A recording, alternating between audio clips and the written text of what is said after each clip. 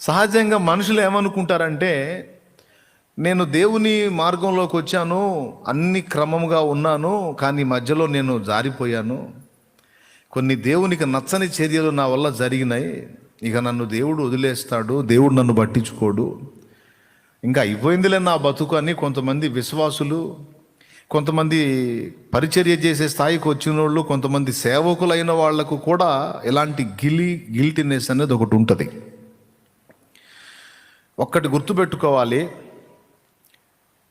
యేసు ప్రభు చేతికి ఏనాడైతే నీ జీవితాన్ని నువ్వు అప్పగించావో, యేసు ప్రభువా నీవు నా రక్షకుడవు, నా ప్రభువుడవు, ఏమన్నా కానీ నాయన నీవే నన్ను దరిచేర్చగలవని నిన్ను నమ్మి నీ యందు విశ్వాసం ఉంచి నా పాత జీవితాన్ని, పాపిష్టి జీవితాన్ని అసహించుకొని పరిశుద్ధుడవైన నీతో కలిసి నడవాలని మిగుల ఆశతో ప్రయాణం మొదలు పెడుతున్నా. మారు మనసు పొంది పాపక్షమాపణ నిమిత్తమై బాప్తిస్మం పొంది నా జీవితాన్ని నీ చేతుల్లో పెడుతున్నాను నాయన అని ఒకడు, లేకపోతే ఒక సోదరి తన జీవితాన్ని ప్రభువు చేతికి ఒక్క పర్యాయం అప్పగిస్తే, ఆయన నిన్ను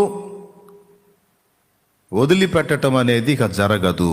దేవునికి స్తోత్రం కలుగును గాక. హల్లెలూయా. ఎప్పుడైతే నా బ్రతుకు నీ చేతికి అప్పగిస్తున్నానని అప్పజెప్పావో, ఇక ఆయన నీతోనే నడుస్తాడు, ఇక నీతోనే ఉంటాడు, ఇక నీ మీద ఆయన పని చేయటం మొదలు పెడతాడు. ఇక ఆయనతో మనం నడిచి, మనతో ఆయన నడిచే ఈ ప్రక్రియలో కొన్నిసార్లు ఆయన అభ్యంతరపడేవి మన వల్ల జరుగుతుండొచ్చు. కొన్నిసార్లు ఆయన నొచ్చుకునేవి, ఆయన మనసు బాధ పెట్టేవి, ఆయన దుఃఖపడేవి కొన్ని మన నుండి జరుగుతుండొచ్చు. కానీ అంత మాత్రాన దేవుడు నన్ను వదిలేశాడు అనే అభిప్రాయానికి వెంటనే రాకూడదు. ఒకవేళ దేవుడు నిన్ను వదిలేశాడు అనే ఆలోచన పదే పదే వస్తే సాతాను కూడా నిన్ను ఆ విషయంలో శోధిస్తుండొచ్చు. దేవుడు నిన్ను వదిలిపెట్టేయాలి అంటే దానికి కొన్ని లెక్కలు ఉన్నాయి. నిన్నంత తేలిగ్గా ఆయన వదలడు. ఎందుకంటే ఈ మాట పౌలు మహనీయుడు చెప్పాడు, నేను ఆయన చేతికి అప్పగించిన దానిని రాబోచున్న ఆ దినము వరకు ఆయన కాపాడుటకు సమర్థుడు అన్నాడు. దేవునికి స్తోత్రం కలుగును గాక. నేను ఏదన్నా ఆయనకు అప్పచెప్పని, నేను ఆయనకు అప్పచెప్పినది రాబోచున్న ఆ దినము వరకు ఆయన కాపాడుటకు సమర్థుడు. ఈ మాట ఎక్కడుంది? ఒక పాట కూడా పాడుకున్న దీని మీద, ఈ వచనం మీద, నేను నమ్మిన వానిని ఎరుగుదును గనుక సిగ్గుపడను, నన్ను బలపరచు వాని యందే నేను సమస్తము చేయగలుగుతాను, నేను ఆయనకు అప్పగించిన దానిని రాబోచున్న ఆ దినం వరకు ఆయన కాపాడగల సమర్థుడు. 2 తిమోతి 1:12 అంట. చూడండి, ఆ హేతువు చేత ఈ శ్రమలను అనుభవించుచున్నాను గాని నేను నమ్మిన వాని ఎరుగుదును గనుక సిగ్గుపడను, నేను ఆయనకు అప్పగించిన దానిని రాబోచున్న ఆ దినము వరకు ఆయన కాపాడగలడని రూఢిగా నమ్ముకొనుచున్నాను. అది ఆ మాట రౌండ్ కొట్టే. అదేందన్నా అట్లన్నావు, దేవుడు వదిలిపెట్టి పోడు, దేవుడు వదలడన్నావేంటి?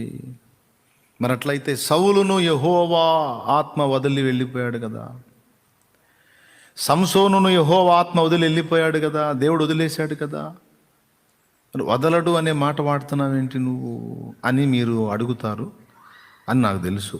ఒకవేళ డైరెక్ట్గా అడగకపోయినా మనసులో మీకు ఆ ప్రశ్న అయినా వచ్చిద్దని నాకు తెలుసు అని మీకు తెలియదు. దేవునికి స్తోత్రం. హల్లెలూయా. వచ్చిద్ది, నిజమే. యెహోవా ఆత్మ సౌలును విడిచిపోగా యెహోవా యొద్ద నుండి దురాత్మ ఒకటి వచ్చి సౌలును వెరపింపసాగాను. శాంసన్ విషయంలో అతడు లేచి విడజిమ్ముదును అనుకున్నాడు, యెహోవా ఆత్మ అతనిని విడిచిపోయిన సంగతి అతనికి తెలియకపోయాను, వదిలి వెళ్ళిపోయాడు. నిజమే. ఒక మాట, నిజంగానే దేవుడు వదిలేశాడా? సౌలు నిజంగానే వదిలేశాడా? లేఖనం చెబుతుంది, ఆయన పిలుపును గూర్చియు ఏర్పాటును గూర్చియు పశ్చాత్తాపపడడు. దేవునికి మహిమ. దేవుని ఏర్పాటు, అసలు ఆయన మనస్సు తెలుసుకోవాలి ముందు మనం. ఆయన మనసు తెలుసుకోవాలి ముందు. ఏదో మన ఈ పనికి మాలిన మానవ మెదడు ఆలోచనలతో ప్రయాణం చేయకూడదు. మన ఆలోచన విధానం వేరు, దేవుని ఆలోచన విధానం వేరు. చాలామంది బోల్తా పడతారు. రేపు దేవుడే చెప్పాడు, మీ తలంపులు నా తలంపుల వంటివి కాదు, నా తలంపులు మీ తలంపుల వంటివి కావు, నా త్రోవలు మీ త్రోవల వంటివి కావు. భూమి కంటే ఆకాశం ఎంత ఉన్నతంగా ఉన్నదో మీకంటే నా తలంపులు అంత ఉన్నతంగా ఉంటాయి. సెట్టుగా అన్నాడు. అందినట్టే ఉంటాడు, ఆలోచనకు అర్థమైనట్టే ఉంటాడు, కానీ అర్థం కాడు. ఆయన ప్లేస్లో మనం ఉంటే భూమి మీద ఇప్పుడు సంఘాన్ని ఎప్పుడో వదిలేస్తుండే. ఒక్క విశ్వాసిని కూడా మనం దగ్గర చేరనీయం. కర్ర తీసుకొని కూర్చుంటాం, కొరడా తీసుకొని కూర్చుంటాం. ఏ ముఖం పెట్టుకుని వచ్చారో సిగ్గు శరం లేకుండాని. దేవునికి స్తోత్రం కలుగును గాక. హల్లెలూయా. ఆయన దేవుడు. ఆయన ఆలోచన మన ఆలోచనలాగా ఉంటుందని అనుకోకూడదు. అక్కడ పెద్ద పొరపాటు. ఆయన ఆలోచన వేరు. సరే, పాయింట్కి వద్దాం. ఏమిటంటే, సౌలు విషయంలోనైనా సంసోను విషయంలోనైనా దేవుడు పశ్చాత్తాపడే పరిస్థితి ఏమి లేదు. పశ్చాత్తాపడ్డాడు రాజుగా చేసినందుకే తప్ప రక్షణ విషయంలోనూ నిత్య జీవం విషయంలోనూ పశ్చాత్తాపం లేదు. దేవునికి మహిమ. తెలుసా మీకు? అదేంది అంటే, సౌలు పరదైస్లో ఉంటాడంటావా అంటే ఖచ్చితంగా ఉంటాడు. పరదైస్లో ఉన్నాడు అంతే. ఎందుకో చెప్తున్నా. సౌలు కంటే ముందు సమూయేలు నిద్రిస్తాడు. సౌలు అంటే తెలుసా? కొత్త నిబంధనలో పౌలు అనుకునేరు. పాత నిబంధనలో సౌలు ఉన్నాడండి. ఏ గోత్రీకుడు? బెన్యామీను గోత్రీకుడు సౌలు. కీషు కుమారుడైన సౌలు గురించి చెప్తున్నాను నేను. తార్సు వాడైన సౌలు గురించి కాదు. తార్సు వాడైన సౌలు కాదు, కీషు కుమారుడైన సౌలు. ఈ సౌలు ఇశ్రాయేలీయులకు మొదటి రాజు. ఈయన కాలంలో ఉన్న ప్రవక్త సమూయేలు. ఈ సౌలుకు ముందు సమూయేలే న్యాయాధిపతిగా ఉన్నాడు ఇశ్రాయేలు జనాంగానికి. ఇశ్రాయేలీయులు మా కొరకు ఒక రాజును, సర్వలోక మర్యాద చొప్పున మాకు కూడా ఒక రాజును ఏర్పరచంటే అప్పుడు దేవుడు సౌలుని ఏర్పాటు చేశాడు. తర్వాత సౌలు కొన్ని అవిధేయత కూడినటువంటి పనులు చేశాడు. దేవుడు దుఃఖపడ్డాడు, దావీదుని ఏర్పరచుకున్నాడు. దావీదు మీద తైలం పోసేశాడు సమూయేలు పోయి. తర్వాత కొన్నాళ్ళకి సమూయేలు మహిమలోకి చేర్చబడ్డాడు. తన పితరులతో కూడా నిద్రించి పాతి పెట్టబడ్డాడు సమూయేలు. సమూయేలు కన్ను మూసిన తరువాత సౌలు మీదికి ఫిలిస్తీయులు వచ్చారు. దేవుని వాక్కు సౌలుకు ప్రత్యక్షం అవటం లేదు. దర్శనం ద్వారా కానీ, స్వప్నం ద్వారా కానీ, ప్రవచనం మూలంగా కానీ ఎలా కూడా ఆయనకి క్లారిటీ దొరకట్ల దేవుని వాక్కు ఏంటనేది. ఫిలిస్తీయులు బలవంతులుగా ఉన్నారు, సౌలు బలహీనుడుగా ఉన్నాడు. ఏం చేయాలో అర్థం కాల. అసలు ఏం జరిగింది, ఫ్యూచర్ తెలుసుకుందాం అనుకున్నాడు. ఒకప్పుడు దేవుని చిత్తాన్ని అడిగి అడుగులు వేయడానికి నిర్లక్ష్యం చేసి, జరగాల్సినంత జరిగిన తరువాత ఇక దేవుని చిత్తం వెతకడం మొదలుపెట్టాడు. ఆ దేవుని చిత్తం వెతకడం కూడా ఎట్లా మొదలుపెట్టాడు? తానుగా దేవుని దగ్గరికి వెళ్ళి పశ్చాత్తాపడి దుఃఖపడి, దేవా నాతో మాట్లాడని అట్లా అడగల. సమూయేలు చనిపోయాడు. సమూయేలు ఆత్మను పిలిపించి మాట్లాడాలి అనుకున్నాడు. మృతుల ఆత్మలను బయటకు పిలిచి వాళ్ళ ఆత్మలతో మాట్లాడించేటువంటి తంత్రం పేరు కర్ణపిశాచి తంత్రం. ఏం తంత్రం? కర్ణపిశాచి తంత్రము. ఇది ద్వితీయోపదేశ కాండము 18వ అధ్యాయము 10వ వచనం నుంచి చదివితే మీకు దొరుకుతుంది. కర్ణపిశాచి తంత్రాన్ని గురించి కొన్ని లేఖనాలు ఉన్నాయి బైబిల్లో. అంటే నిజంగా సచ్చినోళ్ళ ఆత్మలో వచ్చి మాట్లాడతారా అంటే దానికి చెప్తాను. ముందు ఈ కర్ణపిశాచి తంత్రాన్ని గురించిన విషయాలు చూడండి.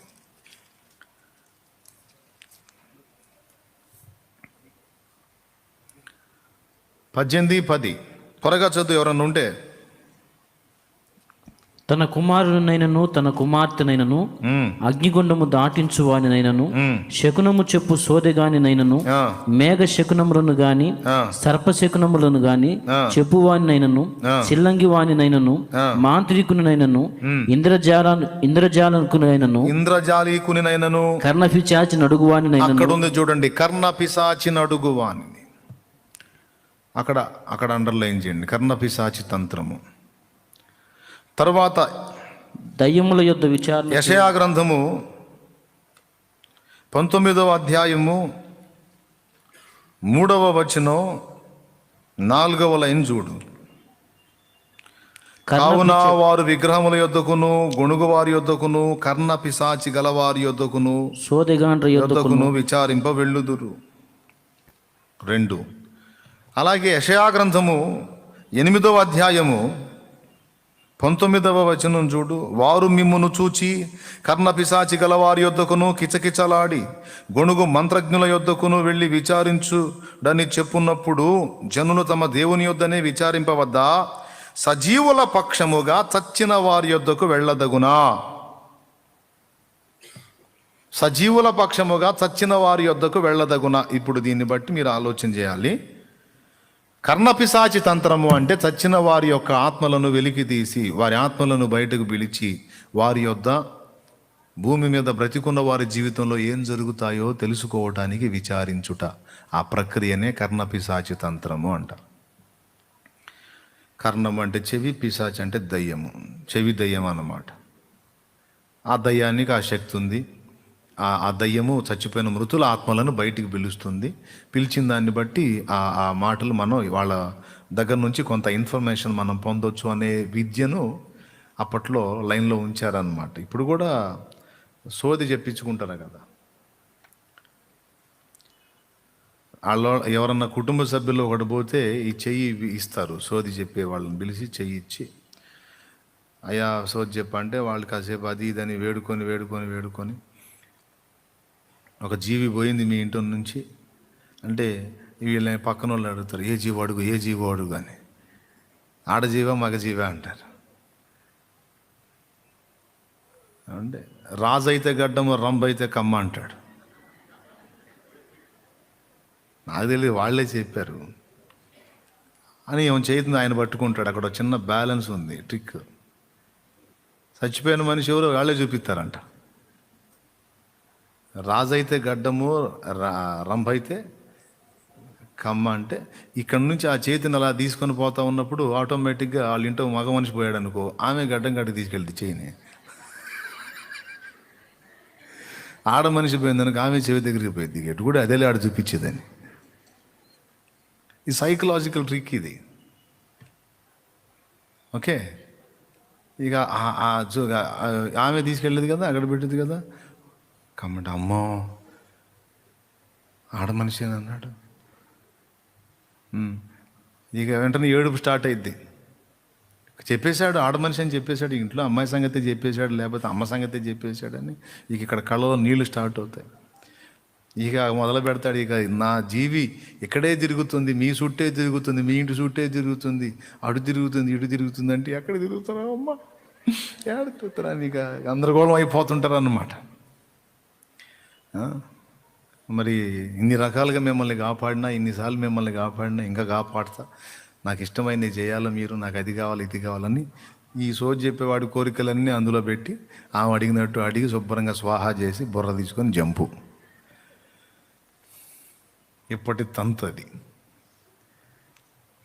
ఇప్పటి విద్యల్లో చాలా వరకు డూప్లికేట్ విద్యలు ఉన్నాయి. అప్పటి రోజుల్లో కొంత ఇప్పుడు కూడా మాంత్రికులు ఉన్నారు, కానీ కొంచెం మరుగున ఉన్నారు. మంత్ర విద్యలు ఉన్నాయి, మాంత్రిక విద్యలు ఉన్నాయి, దయ్యపు విద్యలు ఉన్నాయి. ఎందుకంటే బైబిల్లో ఉంది క్లియర్గా. ఐగుప్తు శకునగాండ్రు చేసిన విద్యలు, మోషే చేసిన పనులు దాదాపు చాలా చేశారు వాళ్ళు కూడా. సరే, పాయింట్కి వద్దాం. ఈ కర్ణపిశాచి విద్య అనేది ఇశ్రాయేలు రాజ్యములో ఉండకూడదు. ఇది దేవుని ఆజ్ఞ. ఎవరెవరిని ఉండనీయకూడదని చెప్పాడో చూడండి.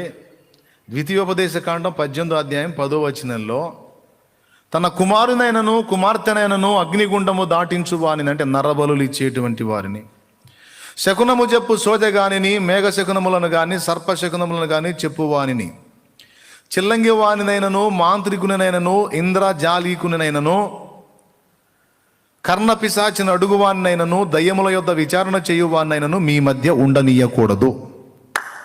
ఇశ్రాయేలీయులకు మొదటి రాజైన సౌలు దేవుని ఆజ్ఞను అనుసరించి ఇశ్రాయేలు దేశములో ఈ వ్యక్తులు లేకుండా తరిమి కొట్టేశాడు. కొంతమంది ఏమో పక్క రాజ్యాలకు పరారైపోయారు ఈ విద్యలు తెలిసిన వాళ్ళు, కొంతమంది ఏమో ఉన్నారు కానీ ఆ విద్యలు మానేసుకొని సామాన్యులాగా బతుకుతున్నారు. ఈ సమూయేలు ద్వారా ఫిలిస్తీన్ల మీద నేను గెలుస్తానా ఓడిపోతానా అనే విషయాన్ని తెలుసుకోవడానికి సమూయేలు ఆత్మను రప్పించడానికి కర్ణపిశాచి గల స్త్రీ ఎవరన్నా ఉందేమో విచారించండి అని తన దాసులకు సెలవిచ్చాడు. చూడండి, దైవ సేవకుడి దగ్గర విచారణ చేయటానికి దయ్యం దగ్గరకు పోతున్నాడు మనోడు. అప్పుడు ఏందోరు అనేటువంటి ప్రాంతంలో కర్ణపిశాచి గల స్త్రీ ఒక ఆమె ఉందని తెలిసింది సార్ అని వెంటనే ఎంక్వైరీ తెచ్చారు. మంచి కబుర్లు తేరు కానీ ఇట్లాంటి దెయ్యపు మేటలు మాత్రం భలే చూతారు. ఉచిత సలహాలు కొంతమంది, అక్కడ సోది చెప్పేవాళ్ళు ఉన్నారు, ఇక్కడ శృతి చెప్పేవాళ్ళు ఉన్నారు, అక్కడ అది చెప్పేవాళ్ళు, ఇక్కడ ఇది చెప్పేవాళ్ళు, ఈ బాగా అందిస్తారు. ఏందోర్లో కర్ణపిశాచి గల స్త్రీ ఉందనే మ్యాటరు తీసుకొచ్చారు. ఓహో, అట్లయితే నేను వెళ్తాను అక్కడికి, ఫిలిస్తీన్లు వచ్చి లైన్లో ఉన్నారు, యుద్ధానికి వెళ్ళాలా, ఉంటానో ఓడతానో అర్థం కావట్లేదు అన్నాడు. ఎందుకంటే యెహోవా ఆత్మ సౌలునే విడిచేశాడు. నువ్వేం చెప్పావు, శాలేమన్నా వదలడని చెప్పావు, ఆడ వదిలిపోయి వెళ్ళిపోయాడు. అయితే వినాలి, సౌలు ఆత్మ పరదైసులో ఉందా పాతాళంలో ఉందా అన్న పాయింట్గా ఆన్సర్ చెప్తున్నాను.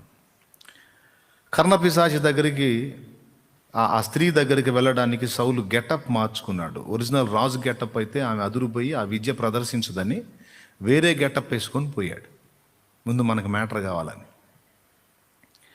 అక్కడికి వెళ్తే ఆమె అడ్రస్కి వెళ్ళారు.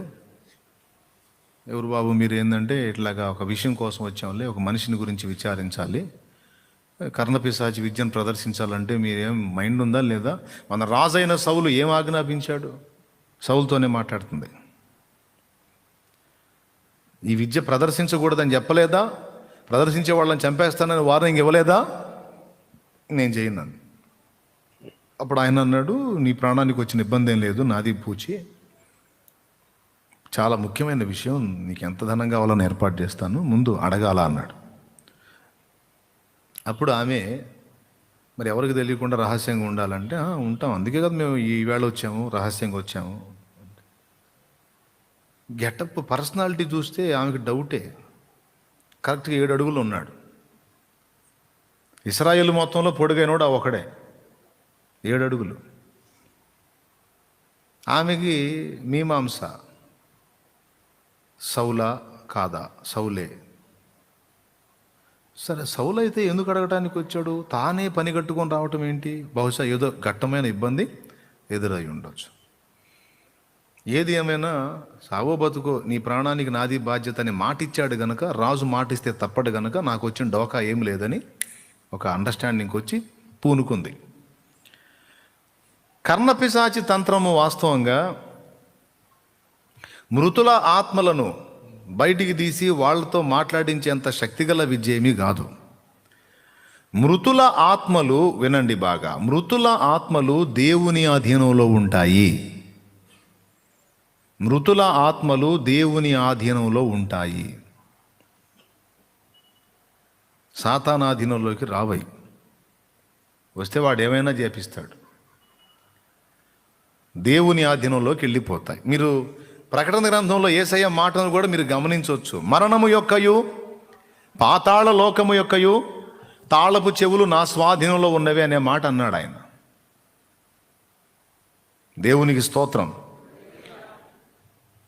మరణము, పాతాళ లోకము, దాని తాళపు చెవులు నా దగ్గర ఉన్నాయి, అంటే అధికారము నాది. సర్వాధికారి ప్రభు కనుక ఆయన సెలవు లేక ఏ ఆత్మ కూడా బయటికి వెళ్ళడానికి వీల్లేదు. అందుకే పరదైసుకి మరో పేరు చెర అని పెట్టారు.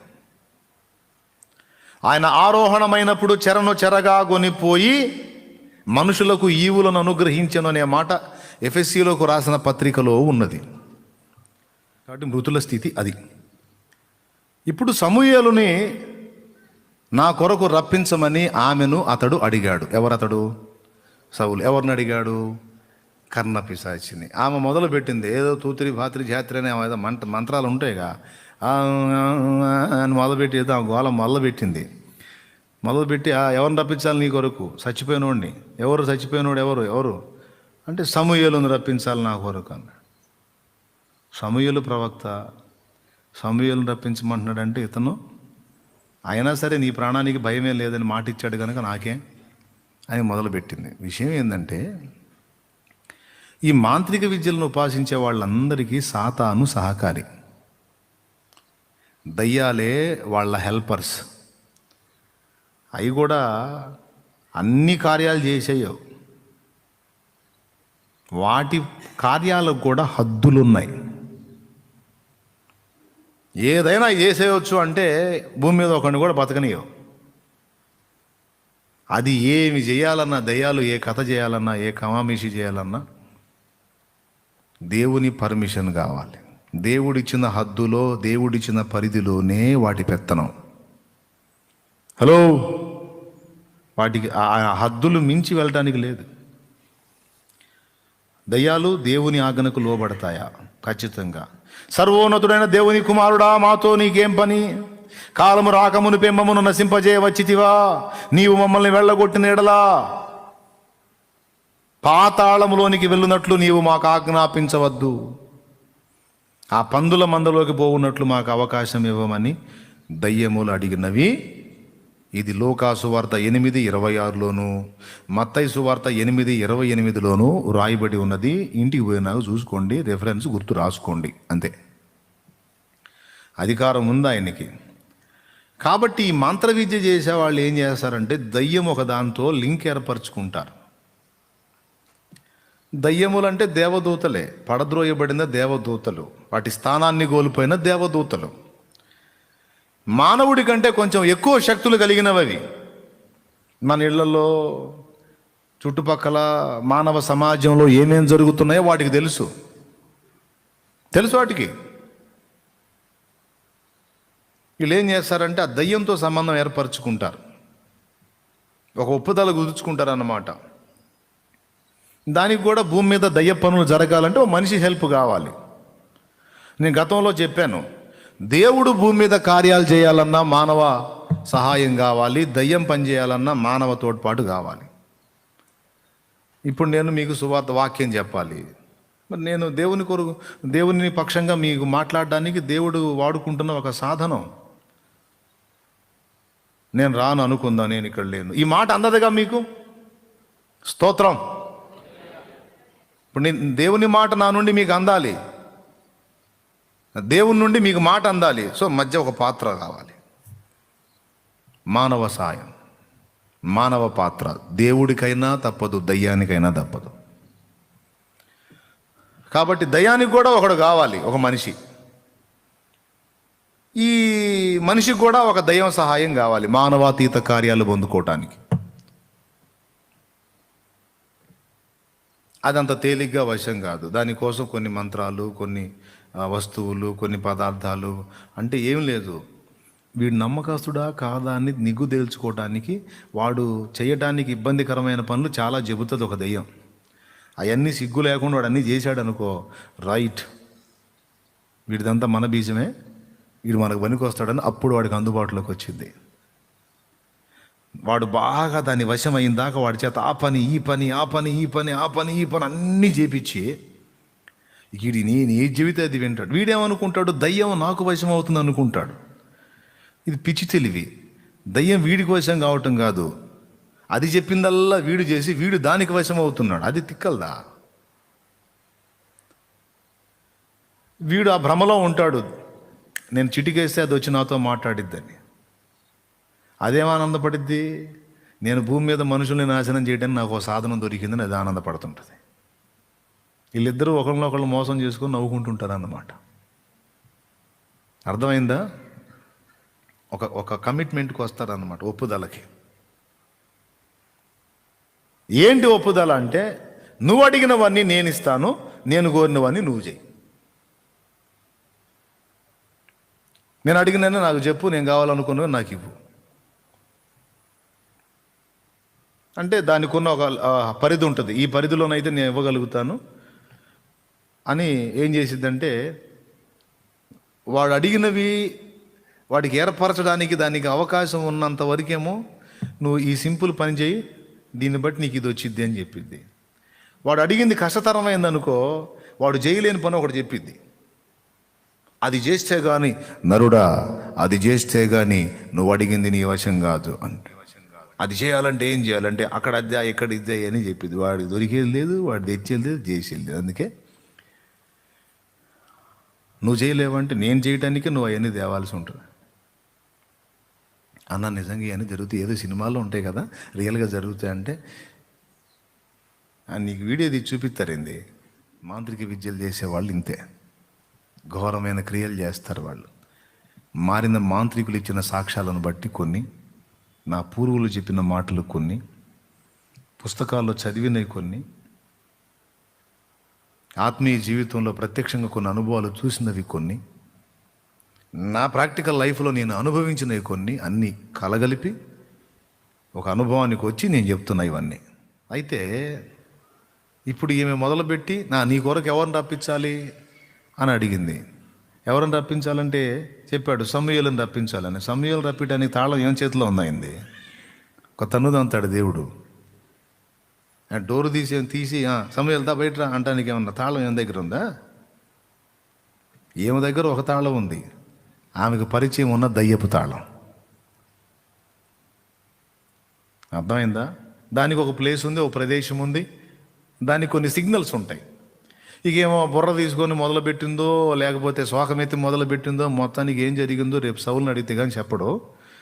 మొత్తానికైతే మొదలెత్తింది, సమూయేలు రావాలని ఏదో మొదలెత్తింది.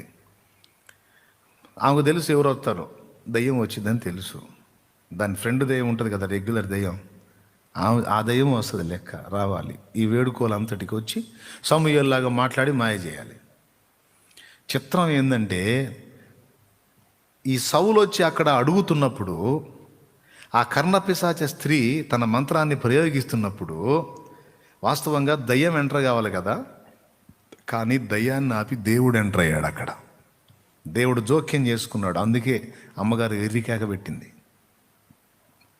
పెద్ద కేక వేసి అని ఉంటుంది లేఖనంలో. రెగ్యులర్ కస్టమర్ మన ముందుకు వస్తే మనం భయపడేది ఏముంది, హాయ్ బాగున్నావా అంటాం. ఊహించని పరిణామం జరిగితేనే అదురుపోయి కేకేసేది. దయ్యం ఉన్న ప్రదేశంలో కదలికలు రాకుండా ఆ వైపుదంతా బ్రేక్ అయిపోయి ఒక విచిత్రమైన ప్రదేశంలో నుండి మూత ఓపెన్ అయినట్టుగా ఒక ద్వారం తెరవబడి ఒక వ్యక్తి పైకి వచ్చేస్తూ ఉన్నాడు. భూగర్భంలో నుండి పైకి వస్తున్నాడు. అది చూసి ఇదేంది, ఆ డోరు కదా ఓపెన్ కావాలి, మా దెయ్యం ఉంది అక్కడ కదా, అదేంది ఆ డోరు క్లోజ్ అయిందంటే దేవుడు జోక్యం చేసుకున్నాడు. మరి వచ్చిన వాడు ఎవరు అనుకున్నావు? ఇశ్రాయేలు మీద రాజుగా ఉండటకు దేవుడు అభిషేకించిన పాత్ర. చూడు దేవుని మనసు చూడు, సౌలు పిచ్చి చేష్టాలు చూడు. సౌలుకు దేవుని ప్రవక్త కావాలి, సౌలుకు దేవుని ప్రవక్త కావాలి. ఆ ప్రవక్తను ద్వారా దేవుని స్వరం వినాలి, దైవ చిత్తం తెలుసుకోవాలి. దానికి దేవుడు ఏర్పరిచిన పద్ధతుల్లో పని కాలేదని దయ్యపు మార్గంలోకి వచ్చి కూడా కర్ణపిశాచ ఆమె దగ్గరికి వచ్చి, అమ్మ ఫిలిస్తీన్లు నా మీదకి వచ్చారు, మరి నేనేం చేయమంటావు అని అడగల. నువ్వు సమూయేలుని రప్పించు, ఆయన దగ్గర నాకు దైవస్వరం వినబడిద్ది అని నమ్మాడు. తప్పటడుగులో కూడా అతని ఆలోచన చూడండి. అంటే సమూయేలు పర్ఫెక్ట్, ఆయన నుంచి దైవస్వరమే వినబడిద్ది. కాబట్టి నాకు సమూయేలే కావాలి, ఎందుకంటే దేవుని మాట కావాలని దయ్యం దగ్గరకు వచ్చి కూడా దేవుని మాటనే కోరాడు గనక దేవుని కనికరము అతని మీదకి వచ్చి దేవుడు జోక్యం చేసుకున్నాడు అక్కడ. ఓరి నీ పిచ్చి తగలయ్యా అని.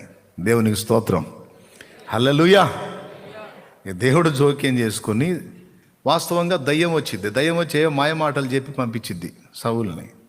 ఆమెకి ఆ దయ్యం రాకుండా ఒరిజినల్గా సమూయేలే బయటకు వచ్చేటట్టు చేశాడు అక్కడ దేవుడు. అప్పుడు ఆమె మాట్లాడిద్ది కేక వేసి, ఆ స్త్రీ పెద్ద కేక వేసి, నీవు సౌలువే అని అంటది.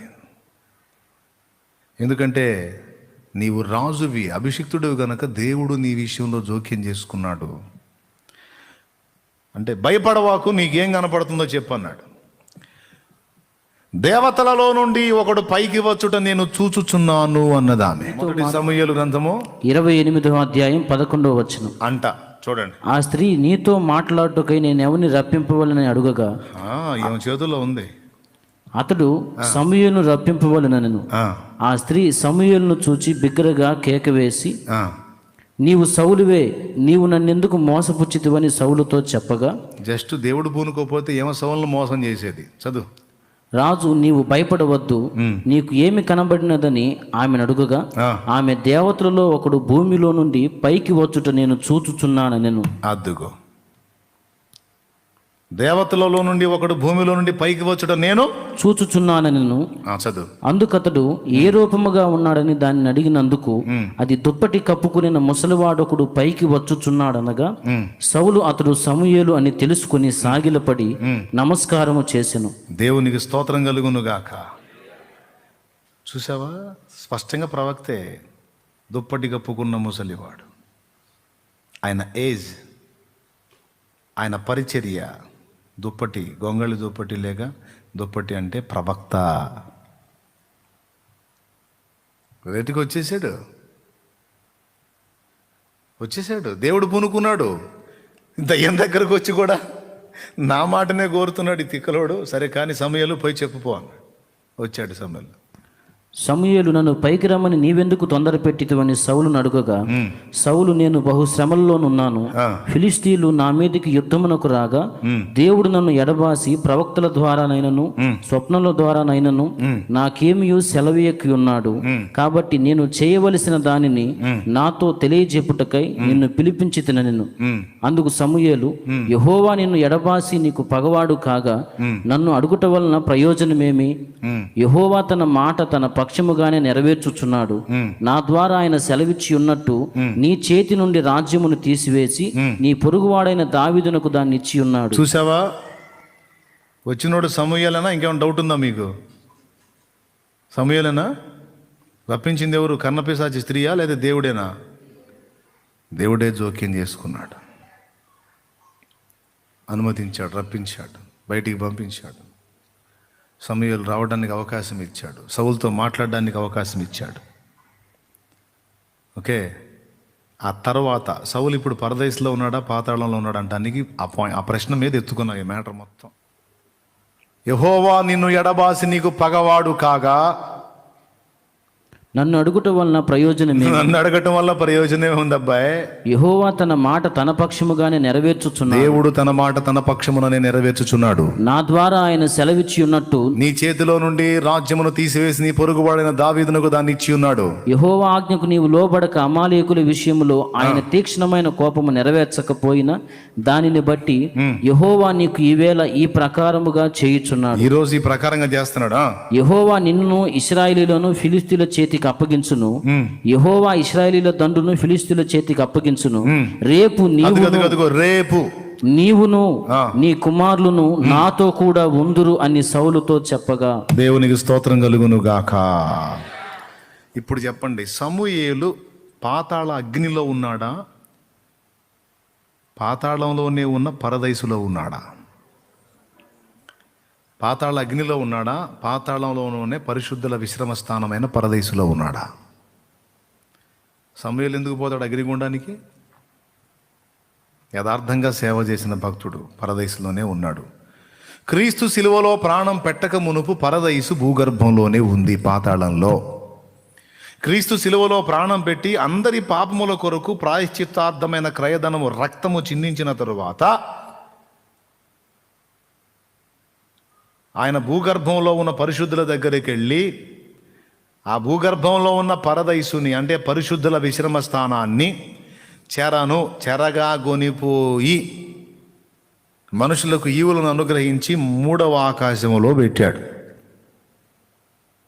ప్రారంభంలో పరదైసు అడ్రస్సు భూగర్భంలో పాతాళంలో, తర్వాత పరదైసు అడ్రస్సు 3వ ఆకాశంలో.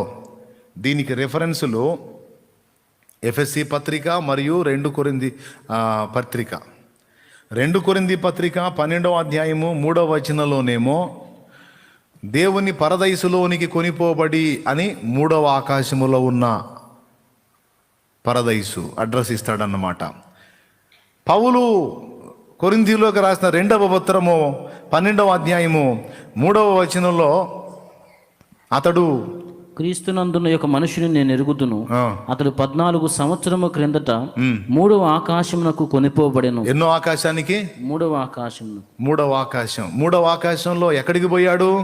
పరదేశం. 3వ వచనం చదువు. అట్టి మనుషుని నేను ఎరుగుదును, అతడు పరదేశంలోనికి కొనిపోబడి.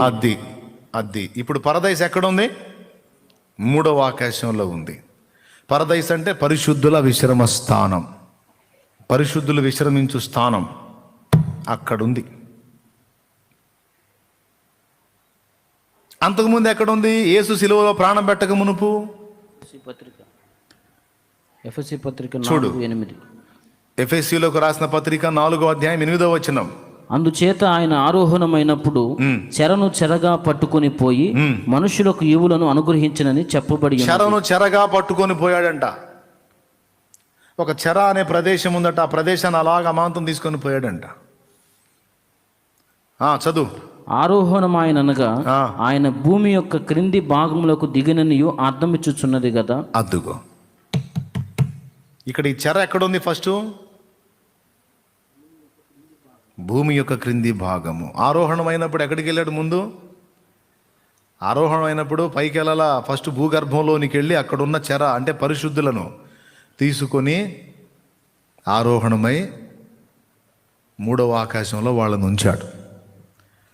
క్లియర్గా ఉంది కదా? ఇప్పుడు నేను చెప్పిన మ్యాటర్ మొత్తం నీకు అర్థమైందని అనుకుంటున్నాను. దేవునికి స్తోత్రం, హల్లెలూయా. ఇప్పుడు భూగర్భంలో సమూయేలు ఉన్నాడు. ఎందులో ఉన్నాడు? అగ్నిగుండంలో ఉన్నాడా? పరిశుద్ధుల విశ్రమ స్థానంలో ఉన్నాడా? భూగర్భంలోనే పరదైసు ఉంది, భూగర్భంలోనే పాతాళ అగ్ని కూడా ఉంది. అంటే అగ్ని ఉన్న ప్రదేశం ఒకటి ఉంది పాతాళంలో, పరిశుద్ధులు విశ్రమించినటువంటి విశ్రమ స్థానం ఒకటి ఉంది. ఈ 2 గాక పాతాళంలోనే అఘాతము అనే ఒక భాగం ఉంది. 3.